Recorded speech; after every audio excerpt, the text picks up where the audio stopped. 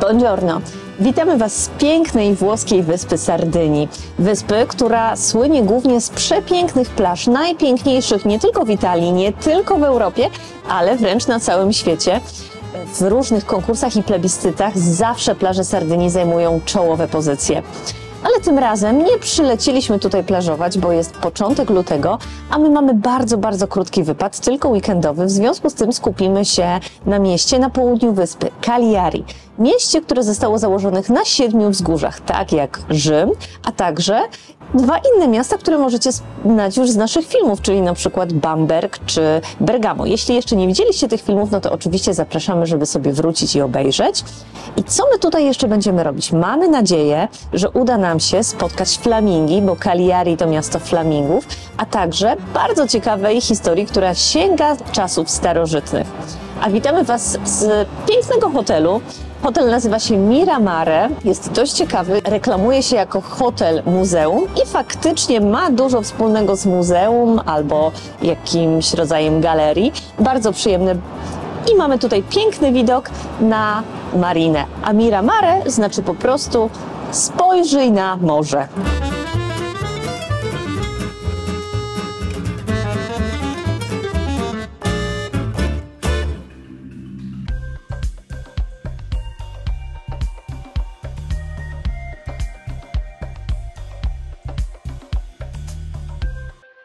Startujemy. Na pierwszy ogień idzie bastion Świętego Remigiusza, skąd podobno jest najpiękniejszy widok na całą okolicę. Wyszliśmy tutaj, myślę, że przy lepszej pogodzie faktycznie robi to niesamowite wrażenie, ale my dzisiaj w weekend będziemy troszkę uciekać przed deszczem, bo oczywiście cały tydzień było przepiękne słońce, 18 stopni, ani jednej chmurki. Jak my przyjeżdżamy, no to 2 dni będzie padać i od poniedziałku będzie znowu świetna pogoda, więc tutaj propozycja współpracy. Jeśli mieszkacie w jakimś miejscu, gdzie dawno nie padał deszcz, oczywiście bardzo chętnie do Was przyjedziemy na zaproszenie i będziemy odprawiać jakieś szamańskie rytuały. Na pewno będzie padać. Wracając do bastionu Świętego Remigiusza, powstał w XIX wieku, w zasadzie na początku XIX i XX wieku, chociaż niektóre przewodniki podają XVIII wiek, bo faktycznie wcześniej były tutaj fortyfikacje i był on pomyślany jako taka część łącząca dolne i górne miasto. Coś takiego jak w Bergamo, tam też jest dolne, górne miasto połączone kolejką. Tutaj mamy taką wielką budowlę. Brama przypomina trochę łuk triumfalny. No jest to naprawdę dość konkretna budowla, taka, która robi wrażenie. Jest ogromny taras widokowy poświęcony królowi Umberto I. Co jeszcze a propos bastionu Świętego Remigiusza? Podobno w czasie wojny to w podziemiach bastionu mieszkańcy Cagliari ukrywali skarby i drogocenne dzieła sztuki. Podobno w nocy nadal możecie usłyszeć tutaj duchy dawnych mieszkańców miasta. Czy to prawda? Nie wiem, trzeba sprawdzić w nocy.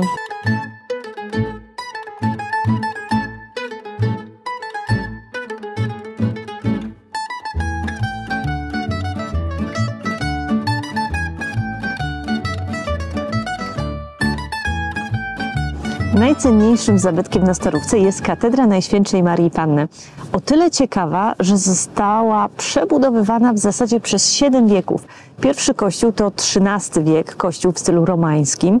Natomiast ta fasada, którą widzimy dzisiaj, to efekt przebudowy w latach 30. XX wieku w takim stylu neoromańskim. Natomiast po drodze był i barok, i różne inne style. 7 wieków to naprawdę kawał historii. Jeśli będziecie ją zwiedzać, zwróćcie uwagę w środku, przy wejściu do balustrady na prezbiterium będą 4 lwy, które były kiedyś częścią ambony i one pochodzą z XII wieku i początkowo były wyrzeźbione do katedry w Pizie. Natomiast 2 wieki później zostały podarowane tutaj w Cagliari i na ten moment właśnie z ambony zostały wmontowane w prezbiterium. Słońce okazuje się być dla nas łaskawe, nawet wyszło i jest bardzo przyjemnie, a za mną fragment murów miejskich, które zostały zaaranżowane na ściankę wspinaczkową. Bardzo fajny pomysł, zresztą w ogóle Sardynia jest takim bardzo popularnym kierunkiem dla osób uprawiających wspinaczkę, bo warunki ponoć są tutaj rewelacyjne. Żeby zobaczyć, co je się na Sardynii i wtopić się trochę w mieszkańców, no to koniecznie trzeba odwiedzić Mercato di San Benedetto w Cagliari.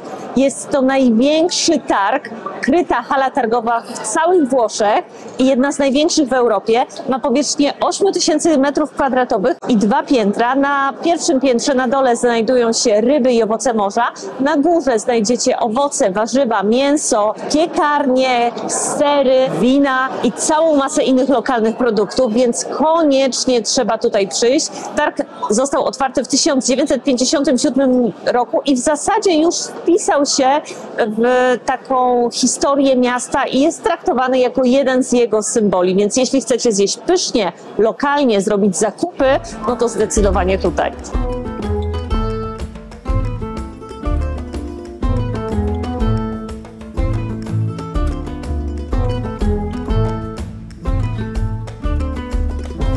Na tym targu znajdujemy coś pięknego, canolici, czyli po polsku małże nożówki albo solanki, takie podłużne, cylindryczne morskie małże, które są bardzo popularne w kuchni sardyńskiej, a u nas to jest bardzo rzadko spotykane. I podaje się na kilka sposobów, na przykład są grillowane, ale jada się też na surowo z cytryną, albo jeszcze mogą być gotowane w białym winie, bądź też na przykład w makaronach spaghetti, tylko z takimi małżami i z serem pecorino, który jest oczywiście serem sardyńskim. To piękne, po prostu ja się nie dziwię, że ci ludzie są tutaj tacy uśmiechnięci, mili i tak dalej, jak oni mają dostęp do takich produktów, owoców morza, tych wszystkich warzyw, które są po prostu cudowne, no, po prostu uwielbiam takie targi. Już mam tyle lat, że mogę mieć swój ulubiony targ, a mam na pewno swój ulubiony bazylnik. Zdobycz z targu. Jest flaming. A jedziemy właśnie, czekamy na autobus. O, właśnie nam pojechał autobus. Autobus do parku, gdzie są flamingi. Jest 3 km stąd. Bolt kosztuje 25 euro na 3 km, więc jedziemy autobusem. A ja kupiłem taką przygryzkę. Pane Bollo. Taki chlebek. Dosłownie nazywa się chlebem bąbelkowym, bo faktycznie są takie bąble. I to jest chleb właśnie tradycyjny sardyński, taki bardzo kruchy. O, przy mikrofonie może spróbuję go złamać. Słyszeliście ten czask? Tak czasnęło. Spoko. Taka trochę maca.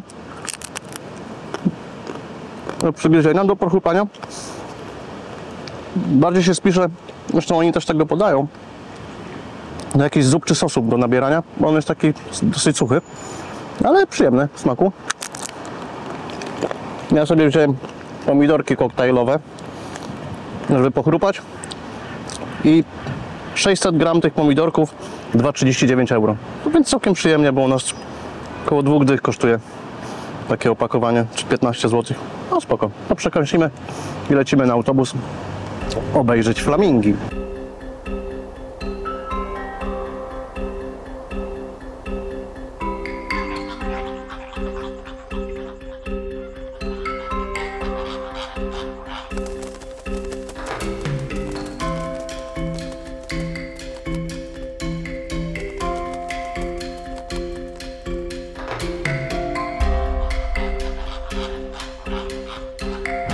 Dotarliśmy do niezwykłego miejsca, Parco di Molentarius Saline. Dlaczego to miejsce jest takie niezwykłe? Gdybyście mieli odrobinę zacięcia ornitologicznego i chcielibyście poobserwować sobie flamingi w ich naturalnym otoczeniu, no to to miejsce jest do tego perfekcyjne. Flamingi były związane z Sardynią od zawsze, natomiast w ostatnich latach ich populacja znacznie się zwiększyła, a wszystko stało się po zamknięciu okolicznych solanek. Kiedy przestaną tutaj wydobywać sól, ptaki znalazły tutaj idealne warunki do bytowania, nie tylko jako przystanek w drodze do Afryki, ale przez cały rok. Najwięcej jest ich oczywiście w okresie lęgowym, na wiosnę, ale nawet teraz w zimie zobaczyliśmy ich całkiem sporo. Jak przystało na symbol miasta, oczywiście z ptakami jest cała masa różnych legend, podań i historii. Taka najbardziej znana mówi o tym, że Sardynia kiedyś była wyspą, która była często atakowana przez piratów. Pewnego dnia, kiedy właśnie piraci szykowali się do takiego ataku, na niebie pojawiło się setki ptaków. Piraci przestraszyli się, uznając, że są to żołnierze wysłani przez bogów lub znak od bogów, żeby Sardynii nie ruszać. Od tego momentu flamingi stały się symbolem obrony miasta i naprawdę znajdziecie je wszędzie. Na magnesach, pamiątkach, torbach, są tutaj wszędzie. Kolejna historia nawiązuje do ich upierzenia, bo w dialekcie sardyńskim mówi się na nich czerwoni ludzie, no bo ich upierzenie kojarzy się właśnie z czerwonymi szatami. Już drugi raz w życiu udało nam się zobaczyć flamingi na wolności. Powiem Wam, to jest naprawdę super. Zresztą w ogóle w tym parku są też pelikany, które też udało nam się zaobserwować, czaple i żurawie. A to to podobno nie wszystko. No i oczywiście mewy, których jest generalnie pełno nad morzem. Na przykład te flamingi, które są tutaj za mną, pewnie ich nie widać tak dokładnie w kamerze, ale one nie są takie różowe. I można się zastanawiać dlaczego. A no słuchajcie, to jest kwestia diety. Flamingi jedzą plankton, który jest bogaty w karoten, a te, które mają mniejszy dostęp do pożywienia, no to mają taką jaśniejszą barwę, czasem nawet prawie białą. Młode osobniki też są bardziej białe, zanim zaczną jeść faktycznie taki dobry jakościowo pokarm i ich pierze będzie się stopniowo coraz bardziej uróżowawiać i na starość też trochę im się zdarza wyblaknąć. Ciekawa rzecz w Cagliari, że jeżdżą tutaj też trolejbusy. A musicie wiedzieć, że oryginalnie pochodzę z Tychów i tam też jeżdżą trolejbusy. Tak jak jeszcze w 2 miastach w Polsce, czyli w Gdańsku albo w Gdyni, jestem pewien, i w Lublinie. No także takie fajne nawiązanie do mojego miasta, z którego pochodzę. Fajno. Nie samym zwiedzaniem, nie samymi flamingami można przeżyć. Wiadomo, trzeba coś zjeść, bo wcześniejszy chlebeczek to było taka przekąska tylko i wyłącznie. Wybraliśmy się do restauracji La Pirata w centrum miasta, która specjalizuje się w daniach kuchni lokalnej, sardyńskiej. I na początek wzięliśmy sobie tatara z tuńczyka z szafranem. Wygląda bajecznie. No i nie może zabraknąć czegoś najbardziej sardyńskiego z możliwych sardyńskich rzeczy, czyli chleb, który się nazywa pane carazau. Przy łamaniu ponoć wydaje dźwięk jakby szelest papieru. Zobaczmy tu przy mikrofonie, jak to zaszeleści. A, tak, leciutko trzaska, nie tak jak tamten wcześniejszy, bollo. Bardzo, bardzo delikatny. On był bardzo popularny wśród pasterzy, dlatego że go można przechowywać przez wiele tygodni, czy nawet wiele miesięcy, nie traci smaku, nie psuje się. Napiecze się go 2 razy. Najpierw w taki jakby grubszy arkusz, wypieka się w wysokiej temperaturze. On się nadyma jak balon, przez to się go rozdziela na 2 części i później takie 2 płaskie już dopieka się jeszcze raz, żeby nabrały tej chrupkości. Dobra, zobaczmy, jak nam się prezentuje tatar. Tuńczyk jest zawsze dobry. Surowy tuńczyk jest też zawsze bardzo dobry. Chyba każdy lubi sushi. Ale w połączeniu z szafranem jeszcze nie próbowałem i naprawdę jest to wyjątkowe połączenie. Szwedzki tuńczyk, pewnie z Mercato, na którym byliśmy. No i kolejny mamy produkt tejże pięknej wyspy, czyli lokalne białe wino, które jest wyborne. No, Kasia wybrała sobie fragolę, czyli sycylijską kaszę. Faktycznie to wygląda jak kasza, te kuleczki, ale tak naprawdę to jest makaron, który jest sformowany właśnie w takie małe kulki i prażony później w wysokiej temperaturze, żeby nabrał takiego koloru. Tą potrawę Kasia akurat ma podaną z grzybami i szafranem, rzecz jasna. Ta fragola najczęściej w ogóle występuje w wersji taka najbardziej tradycyjna, z małżami i białym winem. Do tego oczywiście ser pecorino, czyli sardyński ser owczy, twardy ser, tutaj jest już zmielony. I tutaj jest jeszcze moja potrawa, malloredus. To są takie sardyńskie gnocchi, czyli kluseczki. Niby mają przypominać byka, bo nazwa pochodzi od maloru, czyli sardyńskiego słowa oznaczającego byczki. Malloredus to jest zdrobnienie od tego, czyli małe byczki lub cielaczki. Ale mnie to przypomina larwy, tak na dobrą sprawę. Jeżeli jesteśmy przy larwach, to w Sardynii też jest bardzo popularny ser z larwami much. Te larwy much się rozwijają w tym serze i ten ser się je z tymi larwami. Unia Europejska zakazała sprzedawania tego sera, ale jak się tutaj pojeździ po jakichś lokalnych wioskach i się uśmiechnie do ludzi miejscowych, to można dostać tak po prostu spod lady do spróbowania. Ja bym podjął się rękawicy. A jeszcze wracając do tego malloredusa, to jest taka najbardziej popularna wersja, czyli alla campidanese, czyli z salsicją, sardyńską kiełbasą, sosem pomidorowym, no i to pecorino. Także mamy tutaj 500% Sardynii w Sardynii. Rewelacja. Tuńczyk był genialny, a to już tak pachnie. Dobra, Kasia, jemy. Koniec tego filmowania, bo to po prostu za dobrze pachnie. Dobra, spróbuję.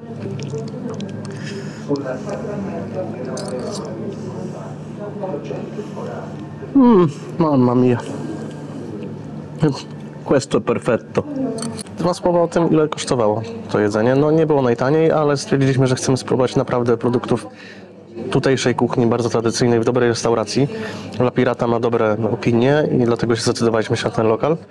Bardzo, bardzo miła obsługa, z językiem angielskim sobie radzą, w razie czego. Jeżeli chodzi o tuńczyka, to kosztował 18 euro, Maloredus 13 euro, Fregola Kasi za 16 euro. Do tego woda mineralna za 2,5 euro, butelka wina 20 euro, cappuccino dla Kasi 2 euro, no i oczywiście koperto za dwie osoby w sumie 5 euro, razem rachunek 76,5 euro. Okej, już nie psioczę na pogodę, bo biorąc pod uwagę prognozy, to dziś to słońce jest naprawdę dla nas łaskawe i pokazało nam trochę widoków na Morze Tyreńskie. Kolejna opcja wejścia do Starego Miasta to przez tak zwaną Lwią Bramę. Choć ja osobiście uważam, że ta nazwa jest odrobinę przesadzona, bo jak zobaczycie, no to są tam lwy, ale powiedziałabym, że to takie małe lewki. Więc Lwia Brama, no to jest troszeczkę nad wyrost chyba.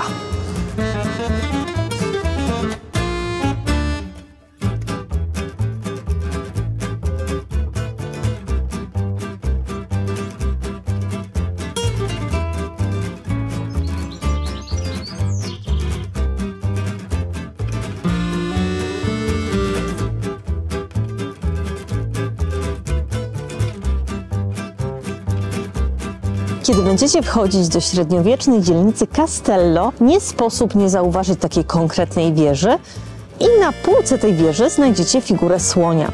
Słoń znalazł się tutaj nie bez przyczyny jako symbol siły, odwagi i intelektu, czyli symbol Republiki Pisy. Pisańczycy oczywiście urzędowali tutaj swoje lata, ale to o historii trochę Wam będzie opowiadał Michał.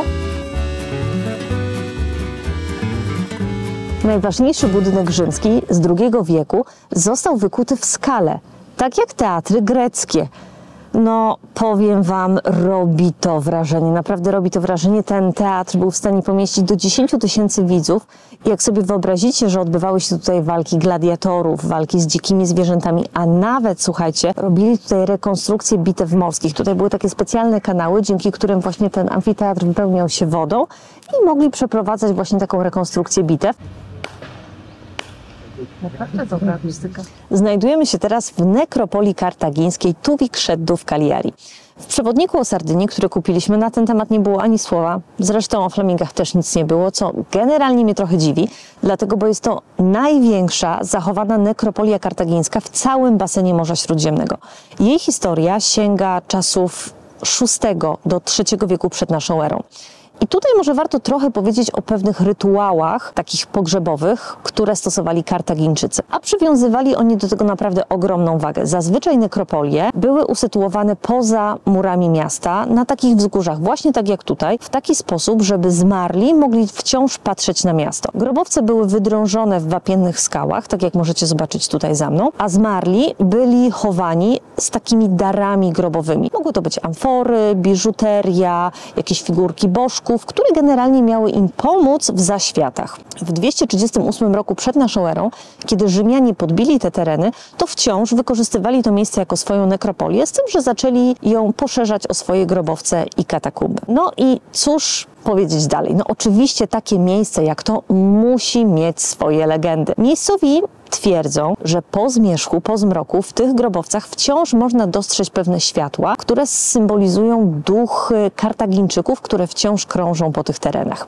Część grobów zdobiły malowidła i inskrypcje, co jest generalnie dość rzadkie, jeśli chodzi właśnie o takie punickie nekropolie.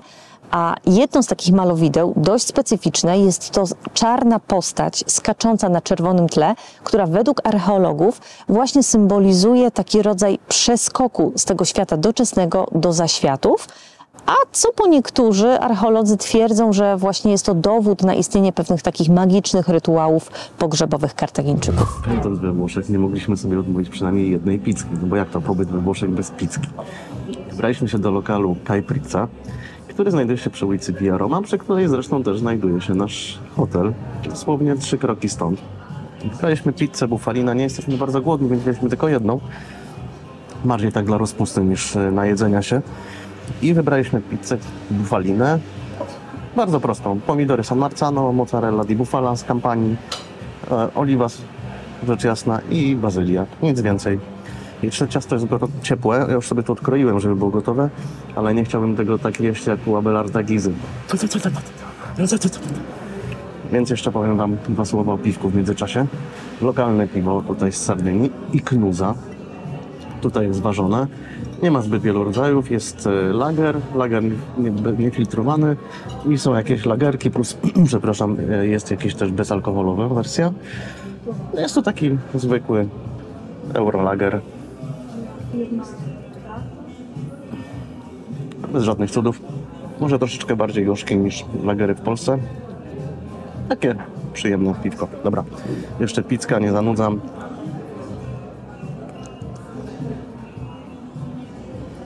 Ciasto jest miękkie. Nie tak jak w pizzy napolitańskiej, że jest takie sztywne, ale też dosyć cienkie. Dobra mozzarella.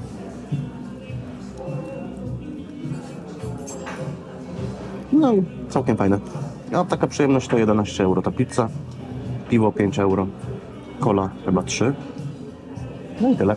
Moim zdaniem to szału nie ma. Zwykły zapychacz, ciasto trochę gumowate. Do najlepszej pizzy, jaką jedliśmy w Mediolanie w Dazero, to w ogóle nawet nie ma podskoku. Chociaż myślę, że tamtej pizzy to jeszcze długo nic nie przebije i od czasu, kiedy byliśmy w Mediolanie, nie przebiło. Gdybyście byli w Mediolanie, no to oczywiście zerknijcie do naszego filmiku. Tam też jest polecenie najlepszej pizzy, jaką do tej pory jedliśmy. To tak. 3 na 10. Stanowisko archeologiczne świętej Eulalii znajduje się pod kościołem o tej samej nazwie. Chociaż słuchajcie, wcale nie jest łatwo tutaj trafić. Ja jak szukaliśmy tego miejsca, miałam wrażenie, jakbym była w takim escape roomie i szukała wskazówek, jak dostać się do celu. W końcu nam się udało. To aż 900 metrów powierzchni właśnie takich stanowisk archeologicznych, które pokazują starożytne i wczesnośredniowieczne miasto.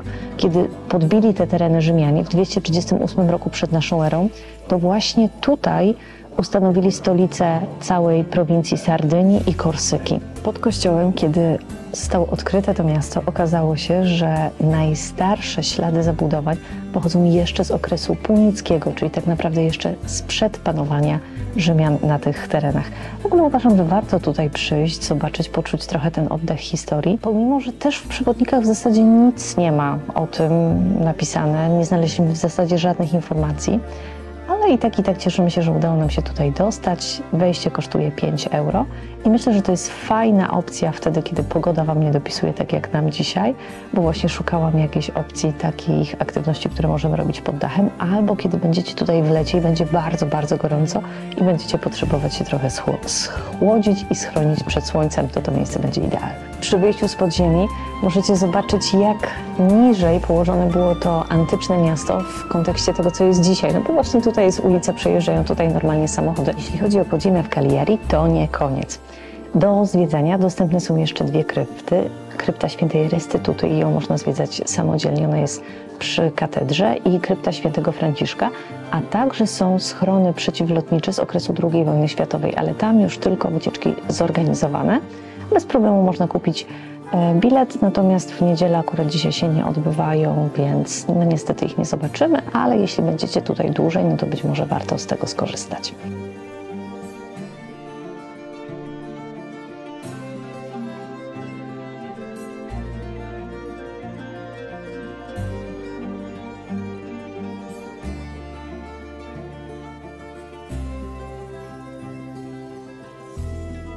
A za mną dość specyficzny kościół, a mianowicie kościół świętego Lucyfera. Tak, dokładnie, nie przejęzyczyłam się, kościół świętego Lucyfera.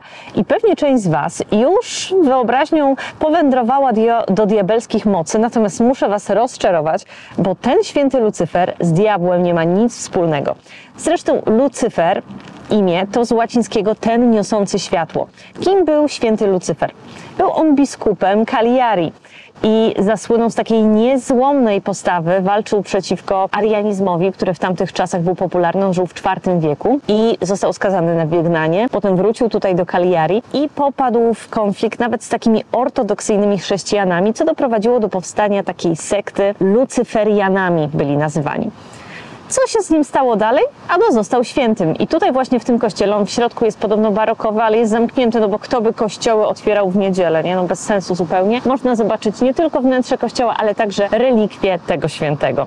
Całkiem niedaleko jest jeszcze drugi kościół świętego Saturnina, który jest taką jedną z najstarszych budowli sakralnych w całym Cagliari i święty Saturnin jest właśnie patronem Cagliari. Tradycyjny deser sardyńskie ciasteczka Amaretti Sardini. Takie ciasteczka Amaretti możecie kojarzyć z Włoch, natomiast te tutaj z Sardynii są troszkę bardziej wilgotne i troszkę słodsze, a taki lekko gorzki smak mają dzięki migdałom tym gorzkim. Jeśli chodzi w ogóle o takie też dość specyficzne połączenia, to na Sardynii możecie też znaleźć gorzki miód, który podobno bije tutaj rekordy popularności. Skąd w ogóle wzięły się tutaj te ciasteczka? Podobno ich historia sięga jeszcze czasów średniowiecznych, kiedy arabscy kupcy przywieźli właśnie tutaj migdały i cukier trzcinowy. Potem ten przepis został udoskonalony przez sardyńskie gospodynie i ponoć w każdym domu te ciasteczka robi się troszeczkę inaczej. Każda gospodyni ma swój własny przepis. Mi bardzo smakuje, nawet jeśli Michał nie je praktycznie w ogóle słodyczy, to też się skusił, więc potraktujcie to jako dobrą reklamę.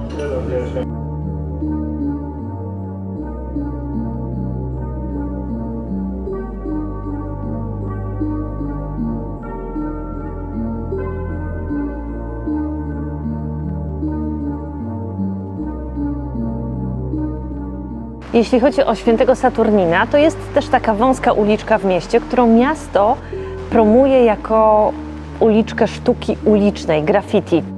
No może spoko miejsce na spacerek, natomiast moim osobistym zdaniem, no powiem Wam, Banksy to nie jest.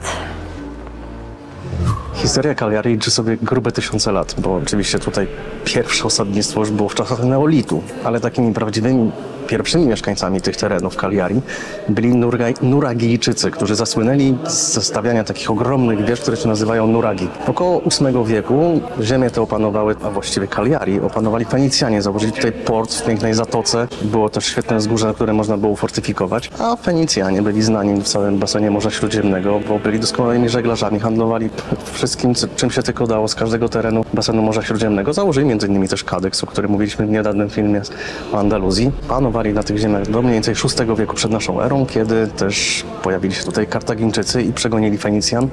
No i odcisnęli swoje piętno na tych terenach, zakładając swoje świątynie, przebudowując miasto i zaczynając kolejny etap historii tego miasta.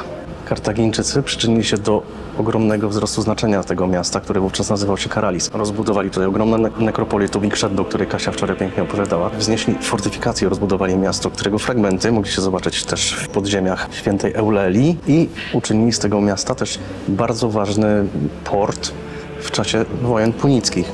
No jednak podczas II wojen punickich walczyli już nie tylko z Rzymianami, ale też z lokalną ludnością tej wyspy, która miała dość ich rządów.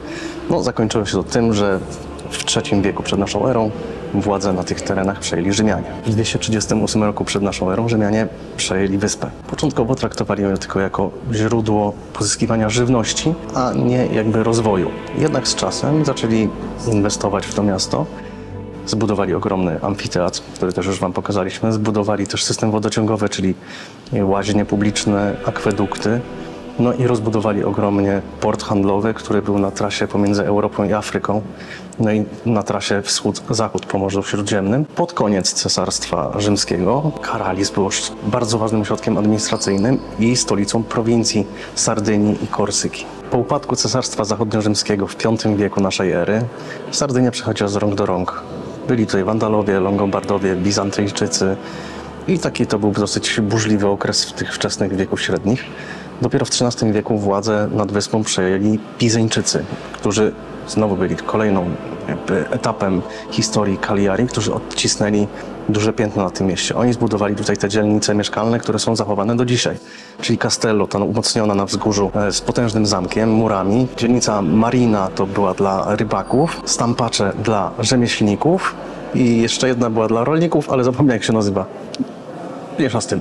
W każdym razie oni tutaj rządzili przez 2 wieki. Później przybyli tutaj Hiszpanie, ale o tym za chwilkę. Hiszpanie zadomowili się tutaj nieco dłużej, bo rządzili się tutaj od XIV do XVIII wieku. Cagliari weszło w skład Korony Aragonii. Hiszpanie odcisnęli nieco piętna na tym miejscu, dobudowując bastiony obronne, rozbudowując port wojskowy.